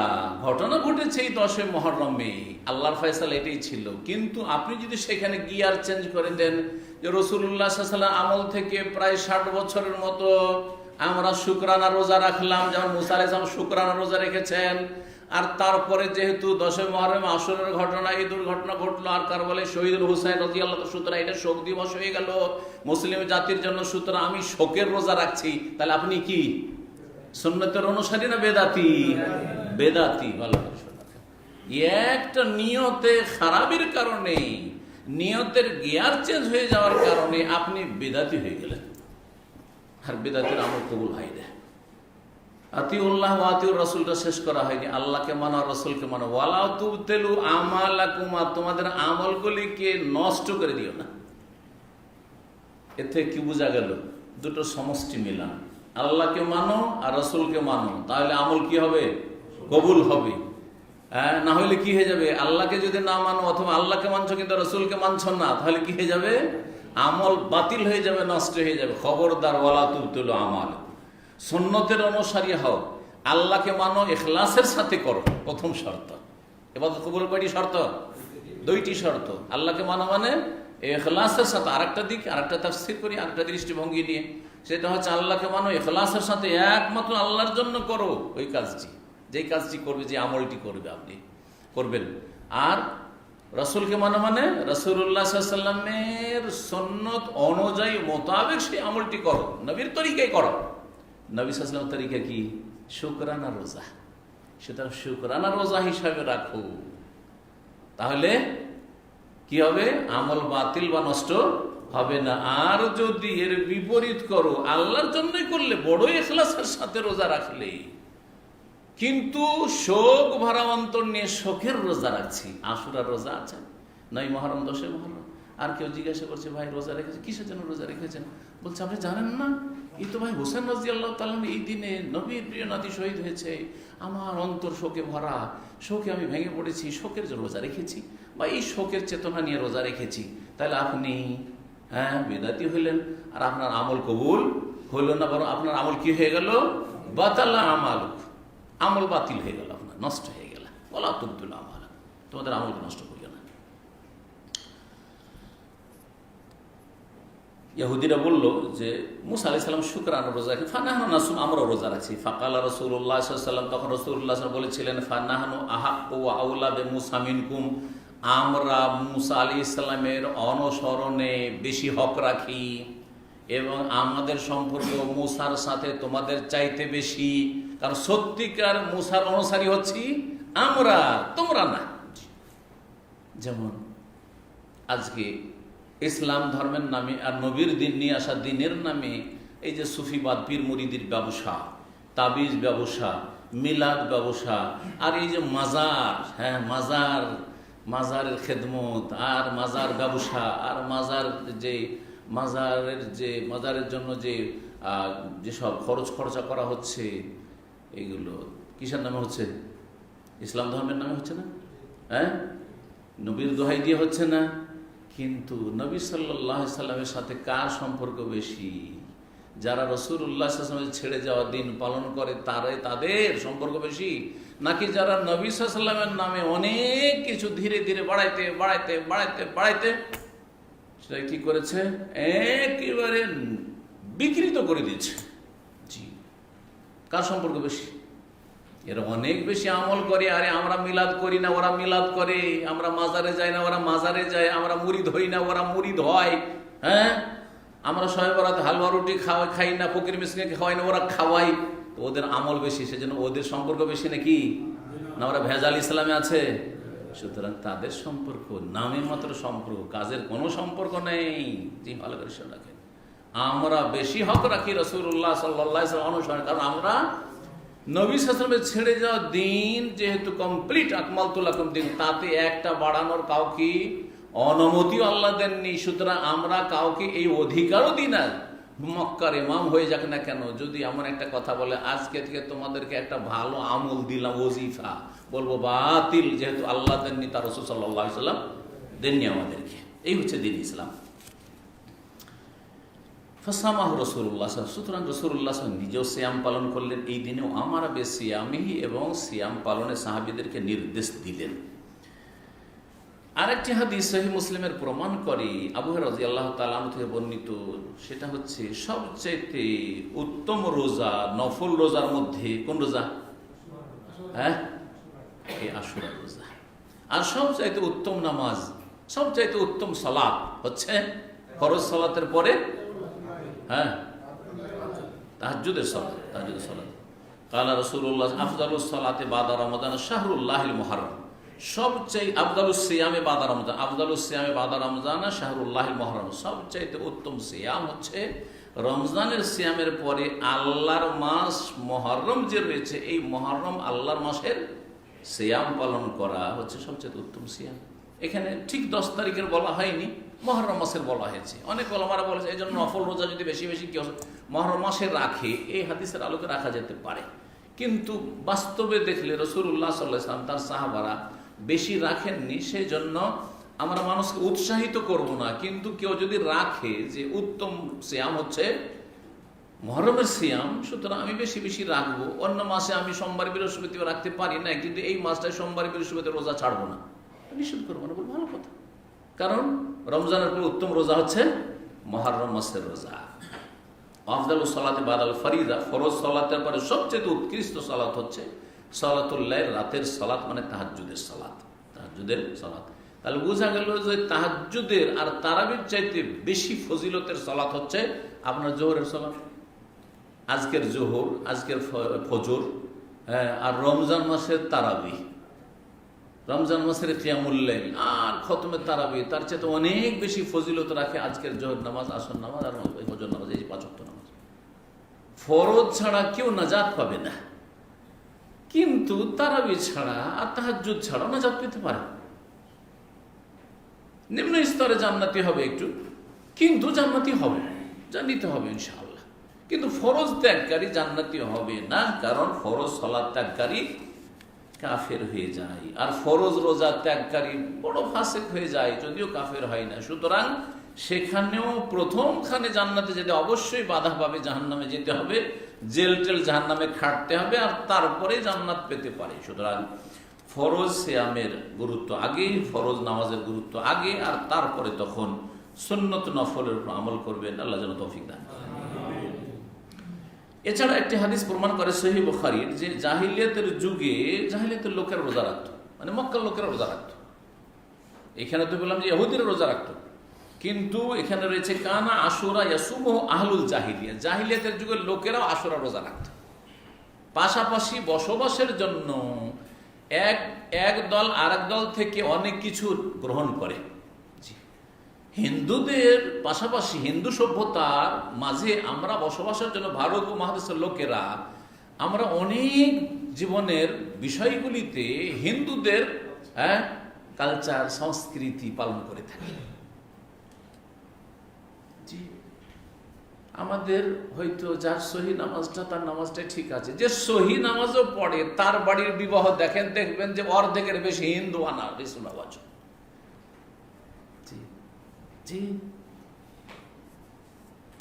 আর যাদের মধ্যে বিদআত আছে তো বলতেই হবে না। আর বর্তমান যুগের যেসব কুসংস্কার আছে, হারাম আছে, ওগুলো তো আরো অতিরিক্ত বেড়েছে, অ্যাড হয়েছে। কিন্তু এই বর্তমান যুগের হারামগুলো, যেমন ভিডিও করা, নারী পুরুষের একাকার হয়ে যাওয়া, আর এই অশ্লীলতা, বিয়ের দিনের অশ্লীলতা, বেহায়াপনা, এগুলি যদি বাদও দেন, তারপরেও থুবড়া খাওয়াইতে হবে, মুখে উঠিয়া খাওয়াইতে হবে, আর তারপরে বউ ভাত করতে হবে। তো বরযাত্রী, বরের যাত্রী শব্দগুলো পেলেন কোত্থেকে? পেয়েছেন তো হিন্দুদের কাছ থেকে। আর মেয়ে পক্ষের বাড়িতে 100, 200, 300, 500 পর্যন্ত লোক নিয়ে গিয়ে এমন করে খাবে যে আজকে খেয়ে রে আর পাবি না সুযোগ, ভালো করে খেয়ে নে, ভালো করে চুষে নে। কি জালেমের জালেম সমাজ এগুলো! মুসলিম আউযুবিল্লাহ। জি, তামাদ্দুনে হনদ, ঠিকই বলেছেন আল্লামা ইকবাল, যে ওজামে হো তুম না সারা তো তামাদ্দুনে হনদ, সংস্কৃতি তোমরা, সভ্যতা হিন্দু, জি, নামে মুসলিম, আর কাটিং ছাটিং এ খ্রিস্টান না আমেরিকান। আজকাল কাটিং ফাটিং দেখছেন না? একসময় হিপ্পির বড় বড় কাটিং আসলো, আমরা ছোট ছিলাম তখন, ওইটা গেল, এখন বড় বড় হিপ্পি রাখে। এখন বলছেন এইখানে শুধু রাখবো, এইদিকে কাট, এদিকে কিচ্ছু রাখবে না, কাট। হ্যাঁ, আবার দাড়িও আজকাল রাখা শুরু হয়েছে। আমি তো প্রথম মাঝে মাঝে কিছু লোককে দেখি বিভিন্ন জায়গায় এয়ারপোর্টে দাড়ি দেখে মনে করছি সেটা তো ধার্মিক মনে হচ্ছে। আরে আউযুবিল্লাহ। এবার দুবাই এরকম দেখছি একটা ছেলে দেখছে দাড়ি, তো আমি দেখে মনে করছি যে ছেলেটা তো ভালোই হবে আশা করি, দাড়ি, আর পাশে দেখছি গার্লফ্রেন্ড নিয়ে ছবি তুলছে, সেলফি। আউযুবিল্লাহ। তাহলে দাড়িও মেলা রকমের আজকাল হয়ে গেছে, পশ্চিমা দাড়ি। আজকাল পশ্চিমা দাড়ি রাখতে ভয় লাগে না, কিন্তু ইসলামিক দাড়ি রাখলে ওরে বাপরে টেররিস্ট বলে দিবেন, জঙ্গি হয়ে যাবে। না না না, ইসলামের দাড়ি রাখা যাবে, রাসূলুল্লাহর দাড়ি রাখা যাবে না সাল্লাল্লাহু আলাইহি ওয়াসাল্লাম। পড়ে আফসোস লাগে মুসলিম জাতির উপর। জাহিলিয়াতের যুগের লোকেরা, মক্কার লোকেরা তাহলে ইহুদিদের কাছে ব্যবসা বাণিজ্যের জন্য এসেছে, দেখেছে যে এরা রোজা রাখছে, আরে তোমরাও রোজা রাখছো তো আমরা কেন ছাড়ি, আমরাও রাখি, এইরকম। এখন আরেকটি বিষয়, সেটা হচ্ছে এই আশুরার রোজা রাখলে, আশুরার রোজা মানে 10 তারিখের রোজা, আসল রোজা তাহলে একটি, এই রোজা রাখলে পাবো কি, ফলাফল কি? কি ফলাফল বলেন তো? গত 1 বছরের গুনাহ মাফ হবে। এই মর্মে সহিহ মুসলিমে 2টি হাদিস রয়েছে। আবু কাতাদা রাদিয়াল্লাহু তাআলা আনহু থেকে বর্ণিত, রাসূলুল্লাহ সাল্লাল্লাহু আলাইহি ওয়াসাল্লাম বলেন, সিয়ামু ইয়াউমে আরাফা, আরাফার সিয়াম সম্পর্কে আহতাসিবু আলাল্লাহ, আল্লাহর কাছে আমি আশাবাদী, আইয়ুকাফিরা সানাতাল্লাতী ক্বাবলাহু ওয়া সানাতাল্লাতী বাদাহু, আগামী 1 বছর গুনাহ মাফ হবে আর গত 1 বছর গুনাহ মাফ হবে। হ্যাঁ, গত 1 বছরে আর আগামী 1 বছর কিসে? আরাফার সিয়ামে ও সিয়ামে আমি আশুরা, আশুরার সিয়াম পালন করলে আহতাসিবু আলাল্লাহ, আল্লাহর কাছে আমি আশাবাদী আইয়ুকাফিরা সানাতাল্লাতী ক্বাবলাহু, গত 1 বছরের গুনার কাফারা মোচন হবে। গুনাহ মানে কাবিরা গুনাহ মাফ হয়ে যাবে নাকি? ব্লু ফিল্ম দেখেছেন, সব মাফ। হ্যাঁ, একটা রোজা দিয়ে দিলেন 1 বছর ব্লু ফিল্ম দেখা মাফ করে নাকি? হ্যাঁ, মদ খেয়েছে মাফ, হ্যাঁ, প্রেম করেছে লাভ করেছে মাফ না, হ্যাঁ, হারাম খেয়েছে সুদ খেয়েছে মাফ, ঘুষ খেয়েছে মাফ, সব মাফ নাকি? হ্যাঁ, না না না, কাবিরা গুনাহ মাফ না। নোংরা ছবি দেখা কাবিরা গুনাহ। আপনি হঠাৎ করে একবার নজরে পড়ে গেল আর তাড়াতাড়ি সরিয়ে দিলেন, বা হয়তো শুধু চেহারার দিকে, রাস্তায় চলছে চেহারার দিকে নজর পড়েছে, একবার অনিচ্ছাকৃত পড়েছে, তারপরে একবার ইচ্ছাকৃত, হয়তো দেখি মহিলাটা কেমন, একবারে সাগিরা হইতে পারে, কিন্তু ডেলি চলে যাবেন, যাই একটু লেডিস মার্কেট একটু দেখে আসি, বউ বাচ্চা তো এখানে নাই, একটু দেখে আসি, হ্যাঁ, যাই একটু ওই হাসপাতালের ওই নার্সগুলো এই সেই যে নামে বাস থেকে একটু যাই, ওখানে করে ধর্ণা দেয়, আর এই দিক থেকে দেখতে শুরু করছে, আরে চলে যাচ্ছে রে চলে যাচ্ছে রে। কোনো মহিলা যদি দেখতে না, দেখি পাখানে একটু খোলা আছে কিনা, আরে চোখটা কতটুকু খোলা আছে দেখি, চোখটা দেখা যাচ্ছে না, ওটাও চশমা দিয়ে ঢাকা, চোখটাও দেখা যায়। আউযুবিল্লাহ, অনেক সময় শুধু বোরখার দিকে তাকিয়েও কাবিরা গুনাহ হবে, আপনি কিছুই দেখতে পান না। ধরেন আল কাসিম এলাকায় আমার এক সময় ছিল, এখন একটু পরিবর্তন হয়েছে ধীরে ধীরে, আল্লাহ সবাইকে হেদায়েতের দিকে ফিরে আসার তৌফিক দান করে। আমি 1994 থেকে 96 আল কাসিমে ছিলাম, 94, 95, 96। তো এর মধ্যে বছরখানেক দেশেও মাঝখানে কেটেছে, টোটাল 2 বছর ওখানে। এই 2 বছরে কোনো চেহারা খোলা মহিলা আমি বাইরে আল কাসিমে দেখিনি, আমি নিজে বলছি। চেহারা খোলা মহিলা, চেহারা শুধু খোলা, মাথা খোলা নয়, শুধু চেহারা খোলা মহিলা এই 2 বছরে দেখিনি। ওর মধ্যে একবার হাসপাতালে ভর্তি হইতে হইল, তো ওই ভর্তি হয়ে দেখলাম যে হ্যাঁ, ওখানে চেহারা খোলা কিছু নার্স ফিলিপিনো আছে, বুঝতে পেরেছেন? এছাড়া হাসপাতাল না গেলে আপনি কোথাও রাস্তাঘাটে অমুসলিম মহিলাও চেহারা ঢেকে আসতো, ফিলিপাইনের নার্সগুলো চেহারা ঢেকে আসতো। এই ছিল সেখানকার ইসলামিক সমাজ, এই হচ্ছে আসল ইসলাম সমাজ। জি,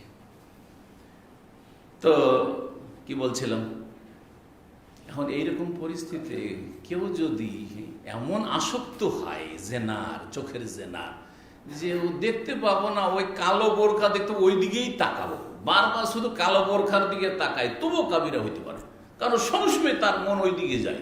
হ্যাঁ, বেগানা নারীর কাপড়ের দিকে যায়, বেগানা নারীর হাত পায়ের দিকে যায়, বেগানা নারীর সে শারীরিক গঠনের দিকে যায়, লম্বা না খাটো, মোটা না পাতলা। তো যখনই অন্তরটা বারবার যাবে, লা তাহকিরান্না সাগীরাতান ইন্নাল জিবালা মিনাল হাসা, কখনো সাগীরা গুনাহকে তুচ্ছ হালকা মনে করিও না, কারণ ছোট ছোট কঙ্করের সমষ্টি দিয়েই একটি পাহাড় পর্বত নির্মিত হয়। জামারাতে হাজী সাহেবেরা যে পাথর মারলেন, আরে ছোট ছোট পাথর, আমি তো আরো ছোট মারি, যে সবাই বড় মারছে আমি একটু ছোটই মারি। তো ছোট পাথর মারছি আমরা, আর দেখছি যে কয়েক ঘন্টা মারাতেই বিশাল পাহাড়ের মতো একবার হয়ে গেছে, উঠিয়ে উঠিয়ে নিয়ে যাচ্ছে ওখান থেকে। একসময় বাইরে পড়তে দেখা যেত, এখন আর দেখা যায় না, কিন্তু এখন তো কোথায় যাচ্ছে হদিশই পাওয়া যাচ্ছে না। এখন আপনারা বুঝতে পারবেন না, নতুন হাজিরা, কিন্তু আমরা একসময় হজ করেছি 1990 প্রথম হজ, তো ওই সময়ে দেখেছি সুবহানাল্লাহ। ওই সময় কেন, আজকের থেকে 15-20 বছর আগেও দেখা যেত বাইরে, তো বড় বড় ট্রাক লাগিয়ে তখন ওই কঙ্করের পাহাড়কে উঠিয়ে নিয়ে যাওয়া হয়তো এখানে, অথচ ছোট ছোট কঙ্কর ফেলেছি। তো আপনার জীবনে যদি গুনার কঙ্কর ছোট ছোট ফেলতে আছেন ছোট ছোট গুনাহ করতে আসছে, সেগুলি কি হয়ে যাবে? কাবিরা গুনার পাহাড়ে কাবিরা গুনাহ হয়ে যাবে। আল্লাহ আমাদের হেফাজত করেন।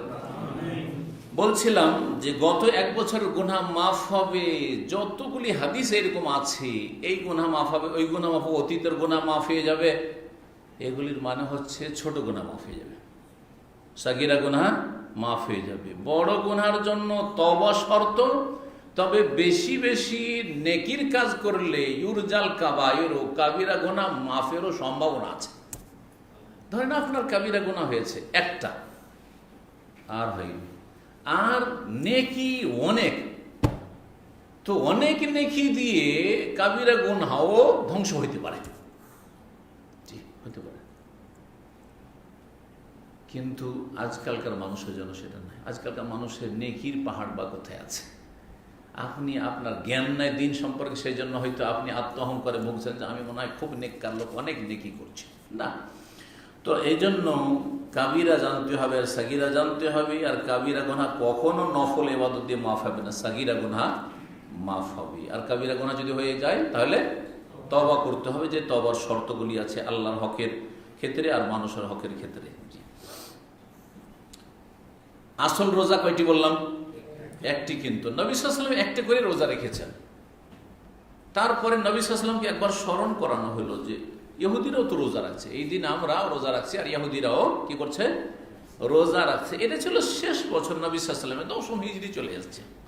জি, সহিহ মুসলিমের হাদিস, যখন নবী সাল্লাল্লাহু আলাইহি ওয়াসাল্লামকে বলা হলো যে ইয়া রাসূলুল্লাহ ইন্নাহু ইয়াউমুন তুআযযিমুল ইয়াহুদ ওয়ান নাসারা, এই যে আশুরার দিনটা, এই দিনের ইহুদি খ্রিস্টানরাও শ্রদ্ধা করে, সম্মান করে, এইটাও তাদের কাছে বড় দিন বা শুভ দিন। তো এই দিনে আমরাও রোজা রাখছি, ওরাও রোজা রাখছে, তো কেমন হলো? একই রকম হয়ে যায় না? আর আপনি তো বলেন যে খালিফুল ইহুদ, ইহুদিদের বিরোধিতা করো। ইহুদিদের বিরোধিতার বিষয়টি এখানে একটু ভেঙে বলি, যেটা এর আগে বলেনি। ইহুদিদের অনেক মাসাইলের ক্ষেত্রে, অনেক বিষয়ের ক্ষেত্রে বলা হয়েছে যে ইহুদি খ্রিস্টান বা মুশরিকদের কি করো? বিরোধিতা করো। ইহুদিদের বা খ্রিস্টানদের বা মুশরিক বিজাতির বিরোধিতার বিষয়টি সব সময় একই স্তরের না। কখনো কখনো সেটা ওয়াজিব, ফরজ বিরোধিতা করা, আর কখনো হচ্ছে মুস্তাহাব, কখনো হচ্ছে মুস্তাহাব। উদাহরণ দিলে বুঝতে পারবেন, নাহলে বুঝতে পারবেন না। কারণ এই মাসলা অনেক আলেমরাও মনে করে ইহুদিদের বিরোধিতা করতে হবে, মুশরিকের বিরোধিতা করতে হবে, ধর্মীয় বিষয় বিরোধিতা করতে হবে। প্রথম কথা, দুনিয়াবী বিষয়ে না।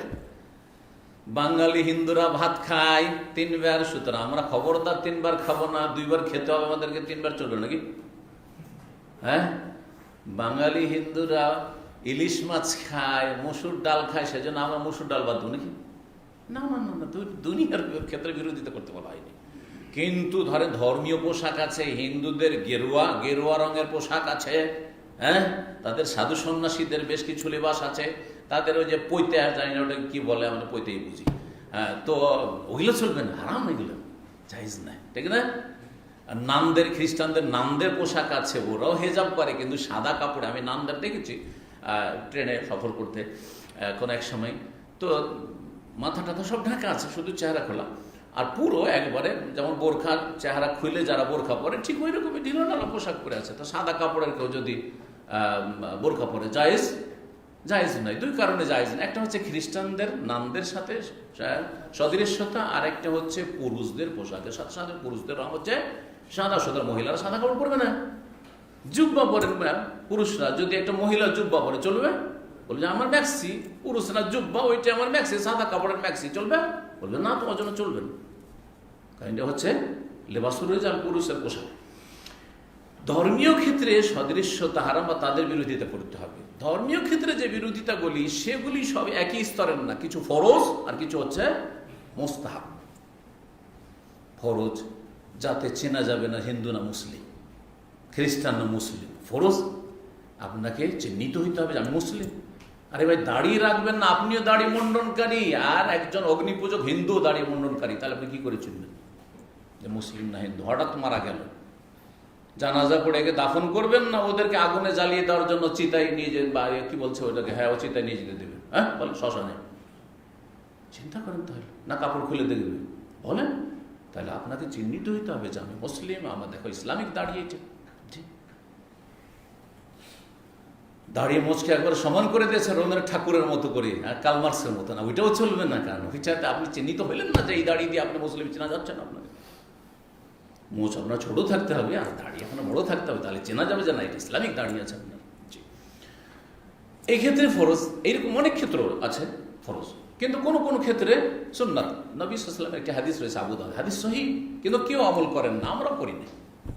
জি, সেটা হচ্ছে যে ইহুদিরা জুতো স্যান্ডেলে সালাত আদায় করে না, তোমরা তাদের বিরোধিতা করে জুতো স্যান্ডেলে সাল্লু ফি নিআলিকুম, তোমরা তোমাদের জুতা স্যান্ডেল পরে নামাজ পড়ো। কি আছেন জুতা স্যান্ডেল পরে নামাজ পড়ছেন না? ওই সৌদি আরবে তো পাকার কার্পেটওয়ালা মসজিদ, আরে দেশে তো মাটির মসজিদ আছে মেলা, হ্যাঁ, আছে না নেই? কাঁচা মসজিদ আছে, কেউ স্যান্ডেল পরে নামাজ পড়েছেন? পড়েননি। আমি এই মাসলে আপনাদেরকে বলছি, এই ক্ষেত্রে ইহুদিদের বিরোধিতা হাদিস তো সহি, আমল করেন না কেন তাহলে? হ্যাঁ, নাফরমানি করছেন। এই ক্ষেত্রে বিরোধিতা করা মুস্তাহাব, ওয়াজিব নয়, উত্তম। বিরোধিতা করা হচ্ছে উত্তম, সেটা সব সময় জুতা স্যান্ডেল পরে নামাজ পড়তে হবে নয়, মাঝে মধ্যে বিরোধিতা করে দিলে হবে, মাঝে মধ্যে বিরোধিতা করে দিলেই হবে। এটা আমরা করতে পারছি না, এইরকম এত সুন্দর মসজিদে জুতা স্যান্ডেল নিয়ে গেল তো সেখানে কি যে হবে আপনারা বুঝতে পারছেন, তাই না? তো এখন এর উপরে আমল করার জন্য বা ইহুদিদের বিরোধিতার জন্য আমি যেটা করি সেটা হচ্ছে স্যান্ডেল পরে জানাজার নামাজ পড়ে নিলাম। স্যান্ডেল পরে কি করলাম? জানাজার নামাজ পড়ে নিলাম। আমাদের দেশে এই ক্ষেত্রে একটা বেদাত আছে, জানাজার নামাজেও যদি থাকে মাঠে ঘাটে জানাজা, আমাদের দেশে জানাজা কোথায় হয়? মাঠে ঘাটে হচ্ছে, একবারে মাটি ধুলাতে হয়, সেখানে কিন্তু স্যান্ডেল খুলে পায়ের তলে রেখে দিবে। জুতা, দামি জুতাও যদি থাকে, জুতা মুড়িয়ে যাচ্ছে, তারপর জুতাটা রেখে জুতার উপর পা দিয়ে দাঁড়াবে। জুতা খুলে দিলাম, জুতা খুলে বাইরে কিন্তু রাখে না, জুতা পায়ের তলাতে রাখা আছে, শুধু খুলে দিচ্ছে। হ্যাঁ, এ কি করলো? ইহুদিদের সদৃশ্যতা দেখাইলো, সে সদৃশ্যতা পোষণ করলো। আপনি খুলেন, আপনি জুতো নিয়ে স্যান্ডেল নিয়ে ওখানে যেতে পারছেন, আর জুতাটাকে খুলছেন কেন? আপনি জুতা পরে নামাজটা পড়তে পারছেন না? জি। কিন্তু এই ক্ষেত্রে যদিও এরকম লোক আলহামদুলিল্লাহ হয়তো বাংলাদেশে নেই, কিন্তু আমাদের এলাকায় একজন ছিল, এই সুন্নতের হাদিসটা পড়ে এনেছে। মোল্লা মুন্সিগুলো বড় ফেতনাই করে আমাদের দেশে, ইল্লা মাশাআল্লাহ। তো ও এখন জুতা পরে নামাজ পড়বে, আর গ্রামের লোক মারধর করে ওকে। যেমনই জুতা স্যান্ডেল পরে একবারে সাফ করে করে করে মসজিদে ঢুকে, আর তখন ওকে ধাক্কা দিয়ে মসজিদ থেকে বের, কয়েক মসজিদে ধাক্কা দিয়ে বের করেছে। এরকম কিছু আমাদের দেশে কট্টরপন্থী, চরমপন্থী আছে। একটা হাদিস পড়ে নিজে মুফতি সেজে বসে। না, জনগণকে মুফতি হওয়া ঠিক নয়, মোল্লা মুন্সিকে মুফতি হওয়া ঠিক নয়। মুফতি হবে একজন ভালো আলেম, যেই ব্যক্তি জ্ঞান রাখবে যে এই ইহুদিদের বিরোধিতা করাটা ফরজ, ওয়াজিব নাকি মুস্তাহাব। আর মুস্তাহাব করতে গিয়ে মারামারি হবে, মার খেতে হবে, ঝগড়া বিবাহ হবে, অন্তরে কলহ ফাটল ধরবে, সে আমার সাথে কথা বন্ধ করে দিবে, মসজিদ থেকে তাড়িয়ে দেবে। এটা কি ভালো কাজ? মোটেই না। একদিকে মুস্তাহাব আর একদিকে ঝগড়া বিবাহ হারাম। জি, এই বিষয়গুলি কে বুঝবে? একজন আলেম, ভালো আলেম হলে বুঝবে, একজন জাহেল মুন্সি কি বুঝবে? সুতরাং হাদিস পড়ে সবাই ফতোয়া দেওয়া শুরু করবেন না। অবশ্যই আলেমের পরামর্শ নিয়ে কোনো ফতোয়া আলেম থেকে নকল করবেন, নকল করলে নিরাপদ। আর নিজেই মুফতি সাজলে আজকাল সোশ্যাল মিডিয়াতে বড়ই আপনার জন্য বিপজ্জনক হবে। রোজা আসলে একটি রোজা, কিন্তু ইহুদিদের বিরোধিতার উদ্দেশ্যে 2টি অথবা 3টি রোজা রাখা, সিয়াম পালন করা আশুরার ক্ষেত্রে কি মুস্তাহাব। কি বলবো? মুস্তাহাব, ওয়াজিব নাই। এটাও শুনে রাখেন, ওয়াজিব নাই। এই মর্মে ইবনুল কাইয়িম রাহিমাহুল্লাহ জাদুল মাদের 2য় খণ্ড 76 পৃষ্ঠায় বলছেন, একটি হাদিস নকল করে, আগের হাদিসটা কিন্তু শেষ করেনি। ওই যে নবী সাল্লাল্লাহু আলাইহি ওয়াসাল্লামকে যখন বলা হলো ইহুদিদের বিরোধিতার কথা, তখন তিনি বললেন, ফাইদা কানাল আমুল মুকবিল ইনশাআল্লাহ সুন্নাল ইয়াউমাত তাসি, আগামী বছর যখন আসবে, যখন তোমরা স্মরণ করালে যে ইহুদিরাও তো রোজা রাখে, খ্রিস্টানও তো রোজা রাখে, তো আমরা কি করব? আগামী বছর আসলে ইনশাআল্লাহ 9 তারিখেও রোজা রেখে নেব, 9 তারিখেও রোজা রেখে নেব। ফালাম ইয়াতিল আমুল মুকবিল হাত্তা তুফিয়া রাসূলুল্লাহ সাল্লাল্লাহু আলাইহি ওয়াসাল্লাম, কিন্তু আগামী বছর আর আসলো না। তার আগে রাসূলুল্লাহ সাল্লাল্লাহু আলাইহি ওয়াসাল্লামের কি হয়ে গেল? ইন্তেকাল হয়ে গেল। মুহররম মাস চলে গেল, রবিউল আউয়াল মাসে ইন্তেকাল হয়ে গেল, তারপরে আর মুহররম আসলো না, যে আর 2টি রোজা নবী সাল্লাল্লাহু আলাইহি ওয়াসাল্লামের জীবদ্দশায় রাখা হলো না। তাহলে বোঝা গেল যে আমলের ক্ষেত্রে রাসূলুল্লাহ সাল্লাল্লাহু আলাইহি ওয়াসাল্লাম আমলি সুন্নত হচ্ছে একটি সিয়াম পালন করা, আর বাচনিক সুন্নত হচ্ছে যে তোমরা 2টি রাখো। হ্যাঁ, 2টি রাখো। এটা সহিহ হাদিস, 9 তারিখও রেখে নেব। এই হাদিসটা হচ্ছে সহিহ মুসলিমের হাদিস। আরেকটি হাদিস রয়েছে, কেউ কেউ জয়ীফ বলেছেন, যে তোমরা ইহুদিদের বিরোধিতা করতে গিয়ে তার আগে একটা রাখো অথবা তার পরে একটি রাখো। সেটাকে সামনে রেখে ইবনুল কাইয়িম রাহিমাহুল্লাহ বলছেন যে আন্না সিয়ামে আশুরা সালাসা মারাতিব, আশুরার রোজার 3টি স্তর আছে, মানে 3 রকমের যে কোনো এক রকম রাখা যায়। একটি হচ্ছে সমুত তাসে ওয়াল আশর ওয়াল হাদি আশর, 9, 10, 11 রোজা রাখা। ওয়াহাজা আকমাল, এটা হচ্ছে পারফেক্ট, এটা পূর্ণ রোজা রাখা। এই বছরে যদি এইরকম রোজা রাখেন তাহলে কি করবেন? এই বছরে চাঁদ উঠেছে শুক্রবারে, ভালো, চাঁদ উঠেছে কি বারে? শুক্রবার সন্ধ্যাবেলা চাঁদ উঠেছে, তাহলে শনিবার প্রথম, শনিবার 8 দিন, আর 9 তারিখ হচ্ছে রবিবার সিয়াম থাকবেন, সোমবার সিয়াম থাকবেন, সেটা হবে 10 তারিখ, আর 11 হবে মঙ্গলবার, তার রবি সোম মঙ্গল যারা 3টি সিয়াম পালন করবেন, এটা হচ্ছে সবচাইতে পূর্ণ ইবনুল কাইয়িমের মতে। আর দ্বিতীয় স্তর হচ্ছে সমুত্তাসে ওয়াল আশির, 9 এবং 10, ওয়ালাইহি আকসারুল আহাদিস, আর অধিকাংশ হাদিসগুলি এটাই প্রমাণ করে। তাহলে অধিকাংশ বা শক্তিশালী হাদিস হচ্ছে কি 9 এবং 10 তারিখের রোজা রাখা। যারা দুটি রাখবে, 10-11 না রেখে কি রাখবেন 9-10 রবিবার আর সোমবার রাখবেন এ বছরে। যদি কারো এরকম হয় যে আমি 9 তারিখে রাখতে পারি নাই, তাহলে কি করবেন? তাকে বলবো যে আপনি 10 এবং 11 রাখেন, দুটি রাখলে। তৃতীয় স্তর হচ্ছে সওমুল আশির ওয়াহদাহু, শুধুমাত্র 10 তারিখের রোজা রাখা, শুধুমাত্র 10 তারিখের রোজা। ওয়ালা ইউকরাহু, এটা মাকরুহ নয়। কেন বলেন ইবনে কাইয়িম রাহিমাহুল্লাহ জাদুল মাদে?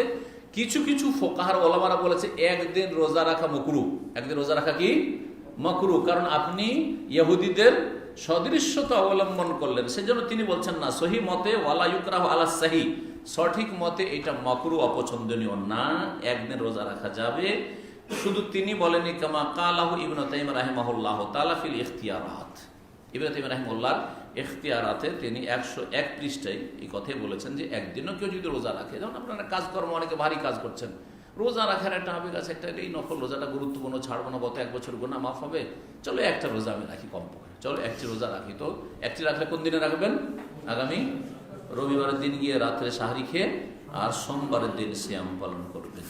সাহাবাই কেরামরা এই রোজা সফরেও রাখতেন, এমনকি বাচ্চাদেরকেও ট্রেনিং করাতেন এই রোজার মাধ্যমে। এগুলি হচ্ছে সাহাবাই কেরামদের সালাফদের সুন্নাত।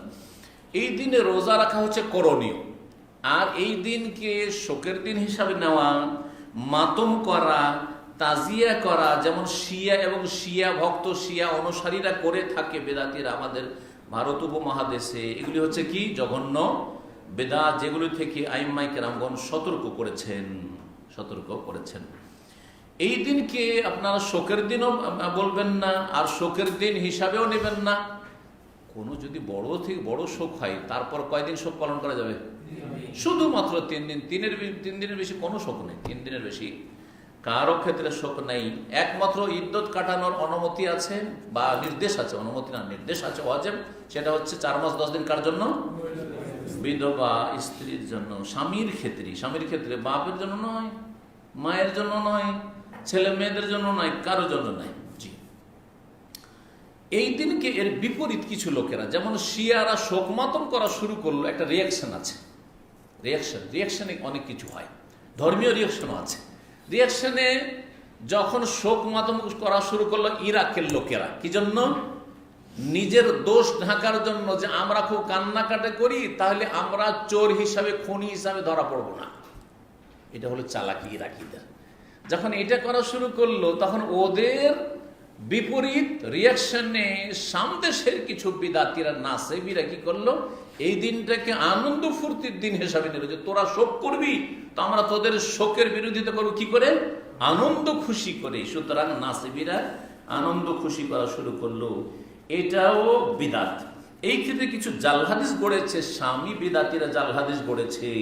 সেই দিনে মেহেদি লাগানো, সেই দিনে গোসল করা, সেই দিনে ছেলে মেয়েদেরকে ভালো ভালো মুরগা মুসাল্লাম খাওয়ানো, মিষ্টি খাওয়ানো, এইসব খাওয়ানো, এই মর্মে যে হাদিসগুলি সবগুলি জাল। আইম্মায়ে কেরামগণ বলেছেন যে বলছেন ইমাম আহমদ রাহিমাহুল্লাহকে সম্পর্কে যখন জিজ্ঞাসা করি, তখন তিনি ফালাম ইয়ারাহু শাইয়ান, বলেন যে এগুলোর কোনো অস্তিত্ব নেই, হাদিসে এগুলোর কোনো অস্তিত্ব নেই। ইমাম ইবনে তাইমিয়া রাহিমাহুল্লাহ এই মর্মে তিনি বলছেন যে এগুলি হচ্ছে লাম ইয়ারিদ ফি যালিক হাদিসুন সাহিহুন আন নবী সাল্লাল্লাহু আলাইহি ওয়াসাল্লাম, না নবী সাল্লাল্লাহু আলাইহি ওয়াসাল্লাম থেকে না সাহাবায়ে কেরাম থেকে এই মর্মে কোনো হাদিস রয়েছে, কোনো হাদিস নেই। লা সহিহান ওয়ালা যায়িফান, কোনো সহিহ হাদিসও নেই, কোনো যঈফ হাদিস নেই। এগুলো জাল কথা। মজমুল ফাতোয়া 25তম খণ্ডতে ইবনে তাইমিয়া রাহিমাহুল্লাহ এই বিষয়টি বলে। সুতরাং আমরা এটাকে খুশির দিন হিসাবে নেব না, আর শোকের দিন হিসাবে নেব না। মুসা আলাইহিস সালাম শুকরান রোজা রেখেছিলেন, আমরা কি জন্য রোজা রাখবো? মুসা আলাইহিস সালামকে ফলো করে না রাসূলুল্লাহ সাল্লাল্লাহু আলাইহি ওয়াসাল্লাম ফলো করে? রাসূলুল্লাহ সাল্লাল্লাহু আলাইহি ওয়াসাল্লাম অনুসরণ রাখবো, যে আমাদের নবী রেখেছেন, সুতরাং আমরা রাখবো। যদি আমাদের নবী সাল্লাল্লাহু আলাইহি ওয়াসাল্লাম না রাখতেন, তাহলে আমরা এই দিনে রোজা রাখতাম না। হাযা ওয়া সাল্লাল্লাহু ওয়া সাল্লাম আলা মুহাম্মদ ওয়া আলা আলিহি ওয়া সাহবিহি আজমাইন ওয়া জাযাকুমুল্লাহ।